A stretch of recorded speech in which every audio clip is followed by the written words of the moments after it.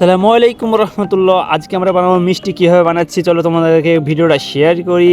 তো প্রথমে তো চিনি দিয়ে দিলাম, তারপরে হালকা জল, আর এগুলো একভাবে লাড়তে হবে, নয়তো একদম লেগে যাবে নিচে, সেই কারণে লাড়া বন্ধ করা হবে না। তারপর শিরাটা একদম রেডি। আর প্রথমে তো ছানা নাশা হয়েছিল, তো ওটাতে অনেকটা জল ছিল, তো সেগুলো আমরা বের করে দিয়েছি। তারপরে এগুলো ছানাগুলোকে ভালো করে মিক্সড করে নিলাম, তারপরে ছোটো ছোটো করে কুচি কুচি কেটে নিচ্ছিলাম।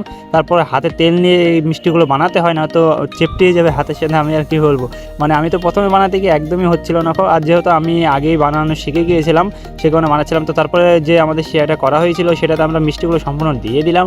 তারপরে গ্যাসের যে আঁচটা ছিল একবারে হাই লেভেলে করে দিয়ে সেগুলো দেখো মিষ্টিগুলো ফুটছে এখন।